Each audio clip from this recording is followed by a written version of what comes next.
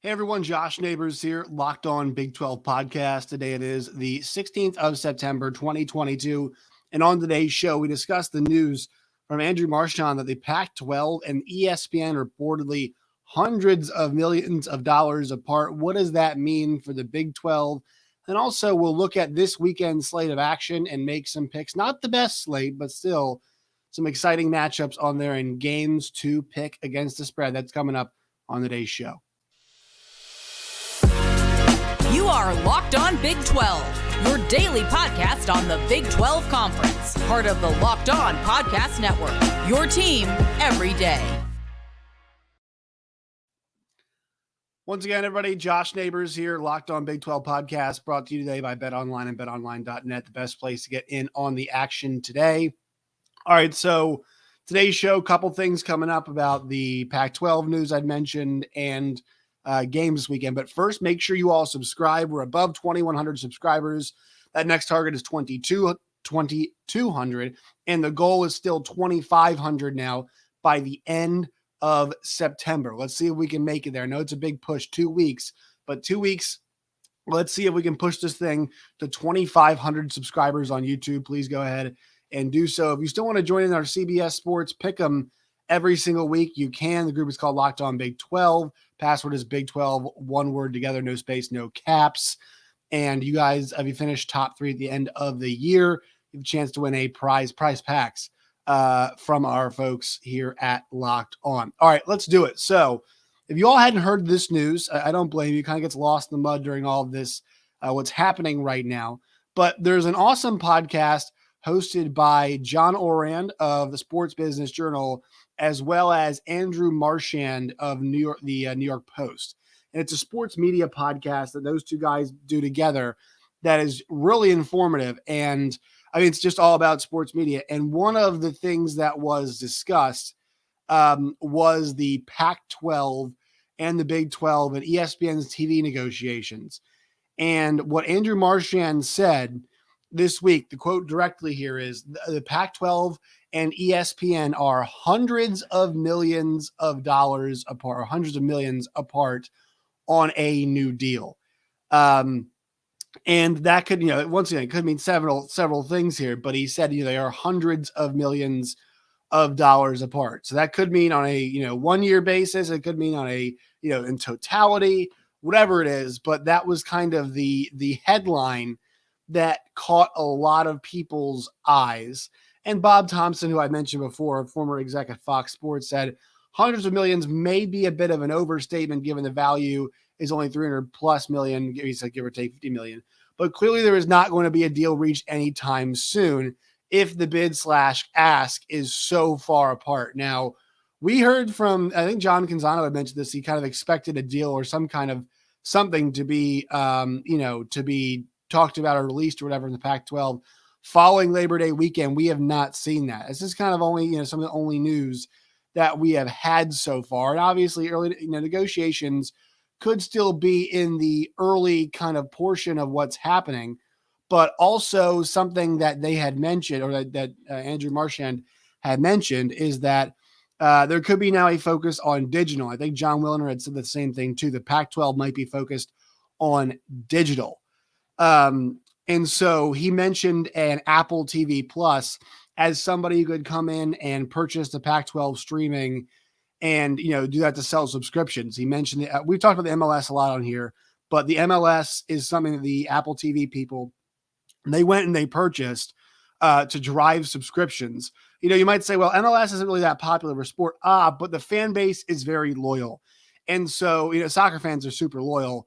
And if that's the only place you can go to watch your team, people will go there to watch their team. It's one of those, once again, it's one of those sports that is hyper local, obviously, with the way that it, that it works. So, those people in those markets will go to buy it. It'll drive subscriptions. That's the goal there when you make a big play to buy. I know it's Apple, I know it's MLS, but still that is the goal with that. So I think that is something that we have to watch as well. The opinion was seconded, or his opinions about this have been seconded by John Wilder and John Canzano.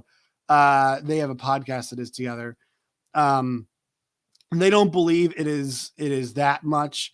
They do agree, though, that Amazon and Apple could give the Pac-12 some badly needed leverage in talks with ESPN, and maybe that would allow them to split their rights between ESPN and Amazon. So it also seems like there were some productive talks between the Pac-12 and ESPN less than a month ago, but we really don't know how, what that means, how productive it is. So you take all this in totality, right? The idea still being here that the Pac-12 and ESPN are somewhat far apart on what would be a new television deal and needing somebody else to come in. Now, the Big 12, look, they might need this too. They might need somebody else to come in at the time being. But we had Andrew Marchand on Big 12 today on Sirius XM radio, channel 375, and he said to us, the Pac-12 and the Big 12 are both not in great spots, to be honest. They're not both in excellent spots. But he said it's kind of only going to be the gist of what he was saying was really there's kind of only going to be one that's in a really bad spot. And what he means by that is, you need at least the Pac-12 and also the Big 12's case too. You need unity. You need unity between the ADs and the presidents, and they need to make sure that they like what they're hearing in these television negotiations, or that could, because all it takes is one to defect, and then whatever negotiation what was happening is kind of it's not, it's kind of nullified in some ways, right?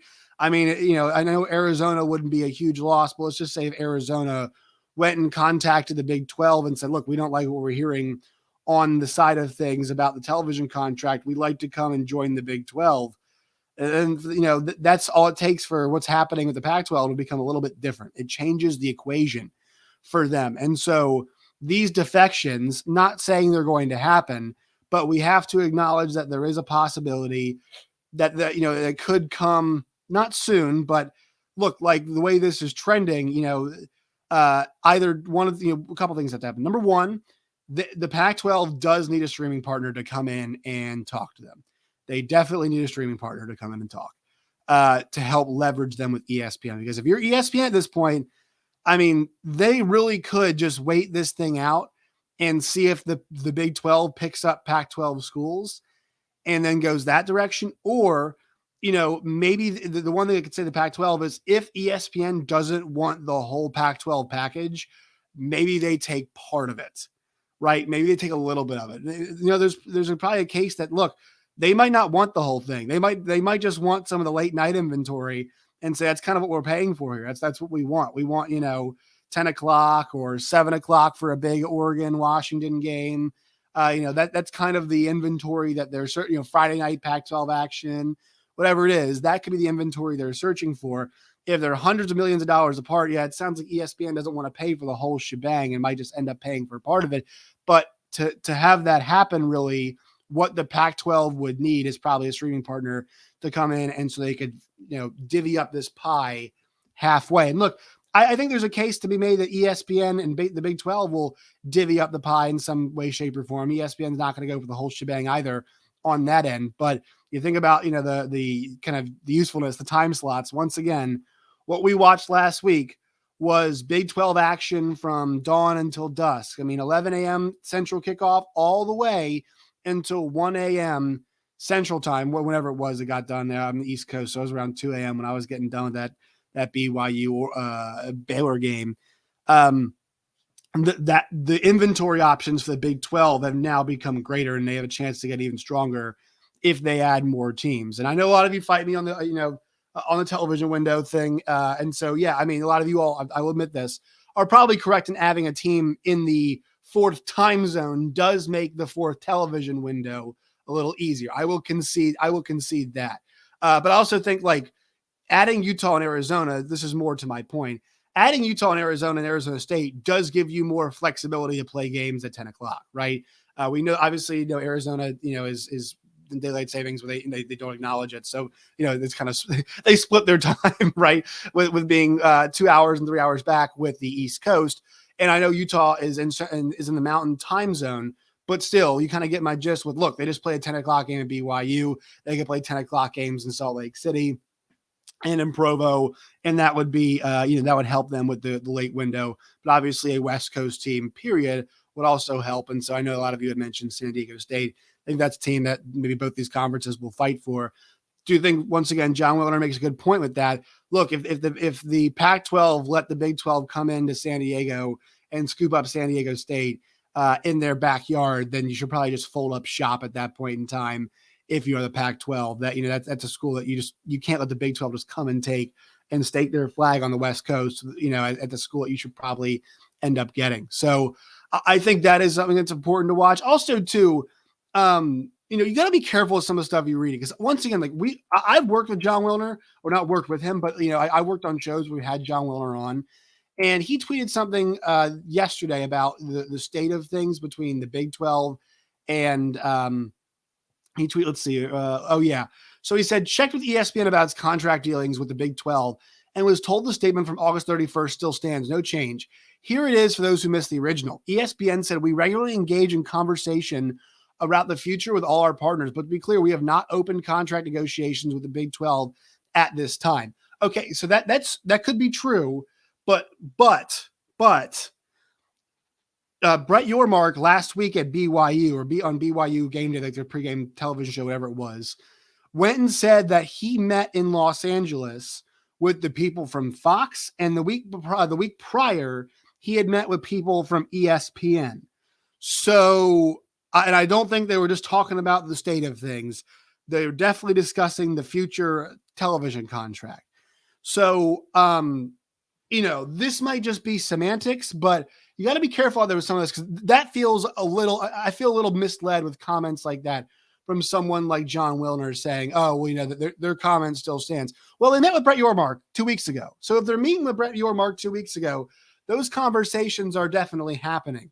I know this week we have not been heavy on, and it kind of is why I wanted to do this. We have not been heavy this week on a lot of expansion/television talk because, it's been a busy week for football and whatnot. But I think it was a good time to catch up on this Friday, because the Andrew Marchand $100 million comment is interesting for the Big 12 in several ways. Number one, can they take advantage? Is there an avenue here to take advantage of this, to poach teams potentially, or to get a deal done with ESPN or whatever it is sooner?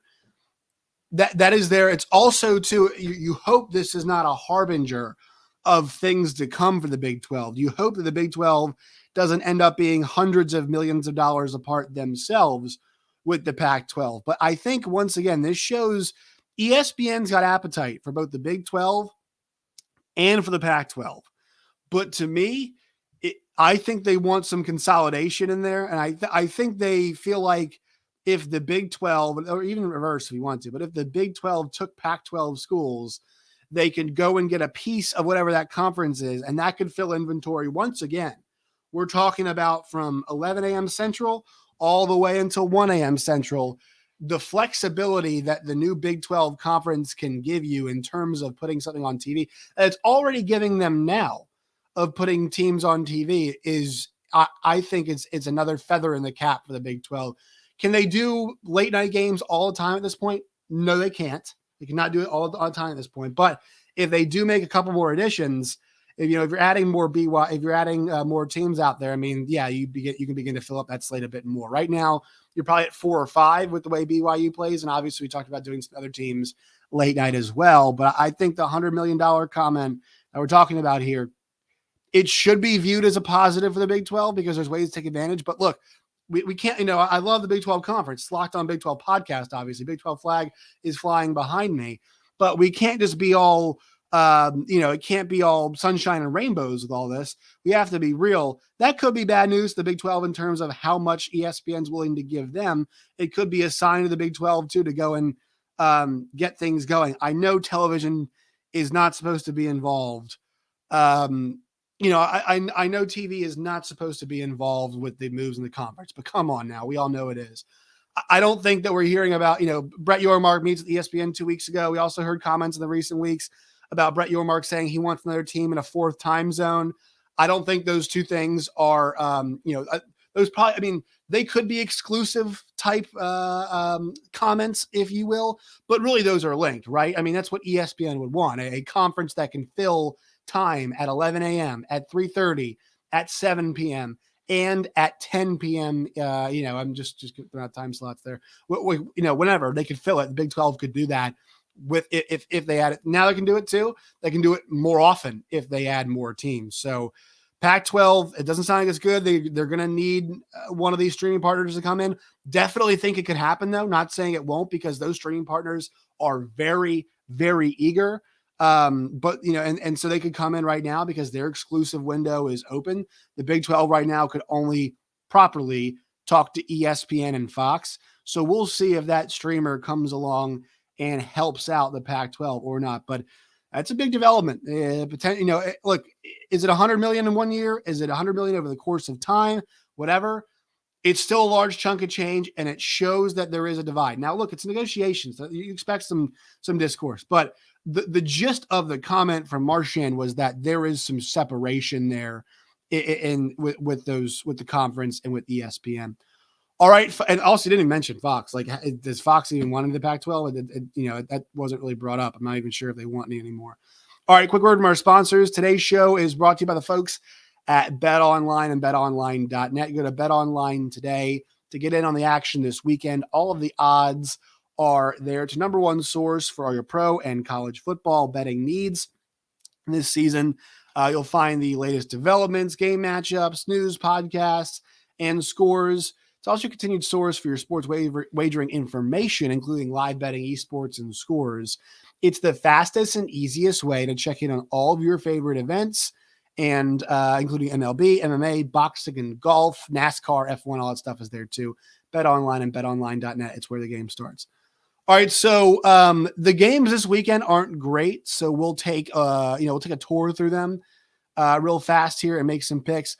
I did a show with Danny Cannell on Thursday night where we kind of looked at the four big matchups from this week. So not going to spend a ton of time on all of these games because we already spent Danny and I spent 25 to 30 minutes on the big four this week. So let's go first 11 a.m. on Fox, Oklahoma, 10.5 when I put this down, at Nebraska.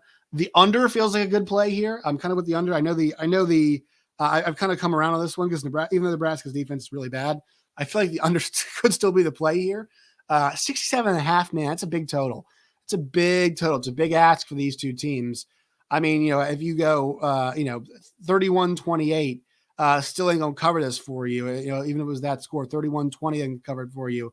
So it depends on, how many points you think Nebraska or Oklahoma is going to score against Nebraska.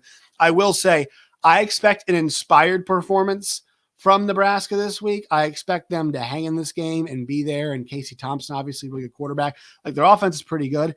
First real test for the OU defense is this weekend too. This is a really difficult game. I think I'm going to go with the Sooners and lay the points on the road, but you expect a motivated Nebraska. I mean, I could flip on, tomorrow morning when I'm actually going to, place a wager in this game, I could totally flip from that. So this to me is a stay away, right? I know I have to make picks, so I'll just go with the Big 12 team, OU minus 10.5. But man, I do not feel good about it. Just because, we have got no clue what we're going to get from Nebraska this week. Absolutely no clue. Next game was 3 o'clock game on ESPNU, kind of going to these big games. Kansas getting 8.5 at Houston. Over under is 57 and 57 right now. Excuse me. I think KU covers in this game. Dana Holgerson made an interesting comment earlier this week that I mentioned. He said that preparing for Kansas is much like preparing for Navy because they're running kind of a lot of spread option type stuff. Kind of looks like a little bit of a, what they're running, kind of a little bit of a Coastal Carolina type vibe that they've got to them. Another road spot here, but I'm going to take KU plus the points. Not sure they went out right. Houston's still a good team. They need a defense to show up a bit more, especially up front. They can disrupt that running game from Kansas, score some points, or they could pull away in this game, but they need to be better up front than they have been so far this year, or just better getting to the quarterback, causing pressure. They caused a lot of mistakes last week, but kind of all around, they need to polish up some stuff. The Houston defense does. I'll take KU plus the points. All right, Texas Tech plus 10 at NC State on ESPN2. Mentioned this one the other night as well. I'm going to go with NC State here because I think this is a game where they clean up a lot of stuff. Texas Tech's playing with house money. They can return home next week. They got Texas at home next week. And after losing this game and still be fine after what they've done so far this year, losing your starting quarterback and then beating a top 25 team. And they were favored, but they got the job done at home in a game that was very dicey, converting a 4th and 20. I think it's a really good start for them. And so I think NC State needs this one to get back on track more than Texas Tech needs this game. Next one, Longhorn Network, 7 p.m. Central, UTSA at number 21, Texas. The Longhorns are 12.5 point favorites, over under of 61.5. Look, I know Jeff Traylor has got a really, really well-coached group there at UTSA. They've had a lot of shuffling on the offensive line. And I think he mentioned yesterday, we talked to him on Big 12 radio. 4 tackles, I think he said, are out. And, usually when you hear from a coach, you become more confident in a team. I'm less confident because of that.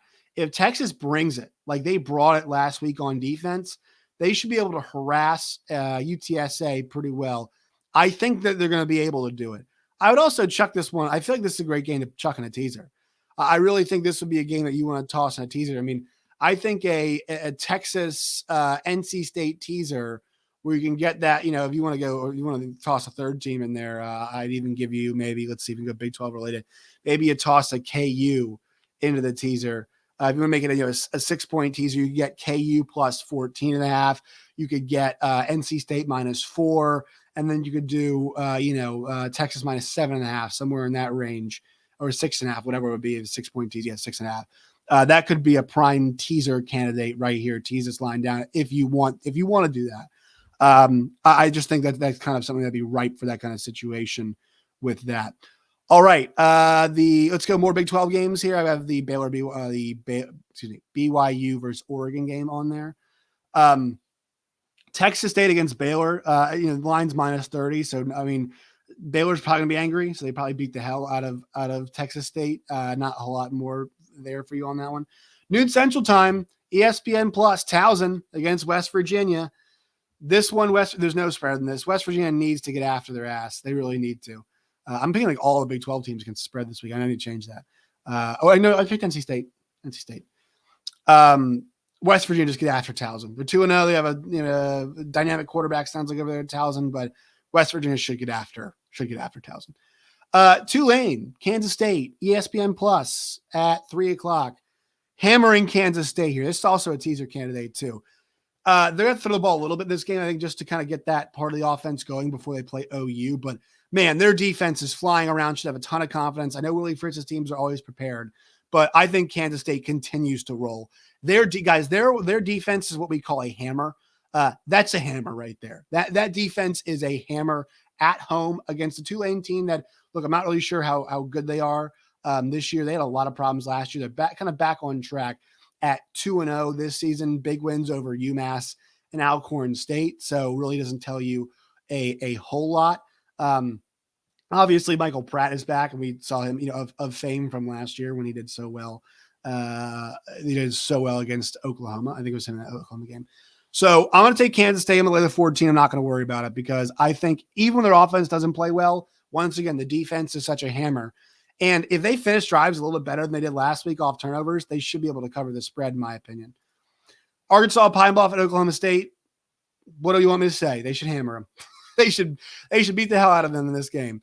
Last game, wanted to mention here too, is BYU at Oregon. Now, Oregon, I think, needs this game a lot more. So I would take Oregon -3.5. BYU, it sounds like we're not, Puka Nacua and Gunnar Romney. I haven't seen anything about that. Danny had said that maybe they won't play. If they don't play again, man, I think it's kind of going to be, let's see. The young kid feels ready to go, Roberts, but the other kid, the kids Nacua and Romney, I'm not sure they're going to play in this game for BYU. So there you go. All right, that will do it for today's show. I know I didn't spend a ton of time in the games. Obviously, we did yesterday's. We'll spend a lot more on the next week's slate. I mean, the Big 12 slate next week is going to be, obviously, we know we got the the Kansas State Oklahoma game. It's going to be awesome. It's an 8:00 game. But you get West Virginia, Virginia Tech. I'll be at that game Thursday night, Lane Stadium. You get Baylor at Iowa State. You get Iron Skillet, TCU and SMU, Duke and Kansas. Maybe Duke going for win number 3 or 4. We'll see. Texas at Texas Tech, and Kansas State, Oklahoma. So next week we have 1, 2, 3, 4, 5, 6 games, but all 6 games have some intrigue in some way, shape, or form. I mean, rivalry games with the Iron Skillet and with SMU and TCU. Baylor needing a big win on the road against Iowa State, or else Baylor might be 2-2 at that point. Duke, once again, Duke going for that win. Texas Tech hosting Texas in a game they got smoked in last year. And then Kansas State at Oklahoma, obviously on Fox, late night game. We don't need any more introduction for that. So definitely going to have more in those games next week. All right, that will do it for today's show. Make sure you follow us on Twitter at LO Big 12. You guys can follow me at Josh Neighbors _. Make sure you all subscribe. Like the videos, tap the bell for notification, all of those things. All right, my friends, till next time, as always, stay safe and enjoy your weekend.